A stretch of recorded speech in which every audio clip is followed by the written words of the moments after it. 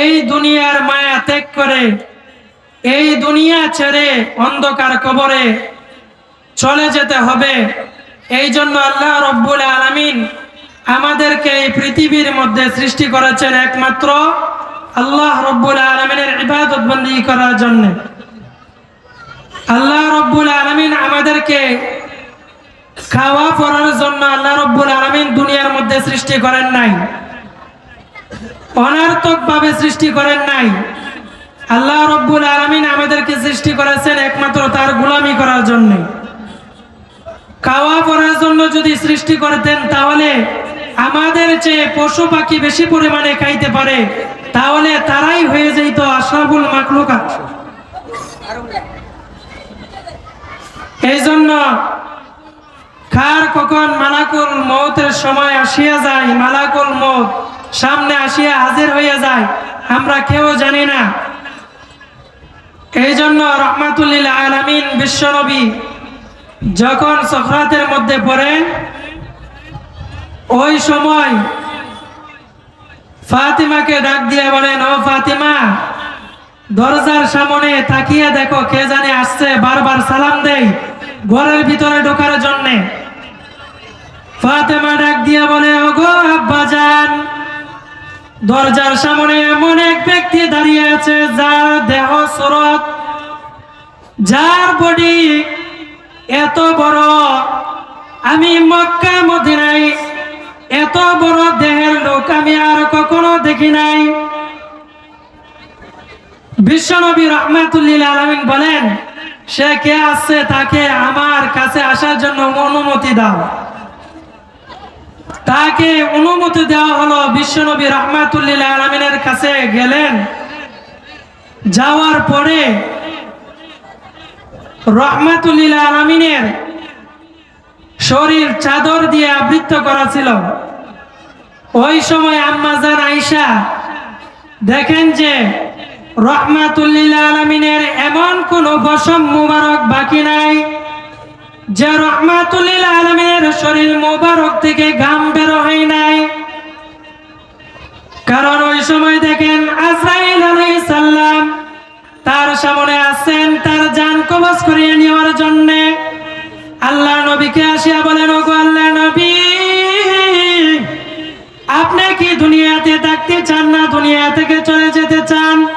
বলে, আমি দুনিয়াতে থাকবো না, চলে যাব সেটা আমি জানি না, সেটা জানে একমাত্র আমার আল্লাহ। বলে, তুমি কিছুক্ষণ ওয়েট করো, তুমি কিছুক্ষণ সময় দাঁড়িয়ে থাকো। আল্লাহ রব্বুল আলামিন এর পক্ষ থেকে জিবরাইল আলাইহিস সালাম আল্লাহর নবী রাহমাতুল লিল আলামিনের কাছে আসলেন। আসার পরে বলতেছেন, ওগো আল্লাহর নবী, আপনি কি দুনিয়ার বুকে বেঁচে থাকতে চান না চলে যেতে চান? বলে, আমি দুনিয়াতে বেঁচে থাকতে চাই না, চলে যেতে চাই, সেটা একমাত্র আমার আল্লাহ রব্বুল আলামিন জানেন। ওই সময় জিবরাইল আলাইহিস সালাম কোরআনের একটা আয়াত পড়লেন। আয়াত পড়ার পরে বিশ্বনবী রাহমাতুল লিল আলামিন বুঝতে পারলেন যে দুনিয়াতে আর থাকা যাবে না, দুনিয়া থেকে চলে যেতে হবে। এই জন্য আমার সময় সংক্ষিপ্ত, একেবারেই সংক্ষিপ্ত। আল্লাহ রব্বুল আলামিন আমাকে যে কথাগুলা বলার তৌফিক দান করেছেন, 1 মিনিটের ভিতরে আমি ছেড়ে দিব। যেহেতু সময় নাই, সংক্ষিপ্ত সময়, হুজুর বসে আছে, মুফতি সাহেব হুজুরে সামনে বসিয়ে আমি কথা বলার আমার কোনো যোগ্যতাই নেই। এই জন্য আমি আপনাদের সামনে বলতে চাই, এই দুনিয়াতে আমরা থাকবো না, চলে যাব। এই জন্য এই দুনিয়াতে নেক আমল করে যে যেতে পারবে তার জন্য কবর হবে জান্নাতের বাগান। রাবিয়া বুসরি যখন কবরের মধ্যে যাওয়ার পরে তার কবরের ভিতরে একটা পাখি ঢুকেন, ছোট একটা পাখি। কবরের ভিতরে ঢুকিয়া রাবিয়া বুসরিকে বলতেছেন, হে রাবিয়া, তুমি আমার পাখার নিচে, তুমি আমার ডানার নিচে নিঃসন্দেহে ঘুমাও, তোমার কোনো চিন্তা নাই, তোমার কোনো ভয় নাই। রাবিয়া বুসরি বলে, আমি দুনিয়াতে মাতা পিতা আত্মীয় স্বজন রাখিয়া আসছি, মানে প্রত্যেকটা মানুষ কবরে যাওয়ার পরে তার কবরে দুইটা পাশে এত দূর চলে যাবে যা চোখ দিয়ে দেখা যায় না। যখন ওই পাখিটা কবরের ভিতরে ঢুকলেন, ঢুকার পরে তার পাখাটিকে তার ডানাগুলোকে এভাবে প্রশস্ত করে দিলেন, আর কবরের চাপ তাকে চাপ দিতে পারে না।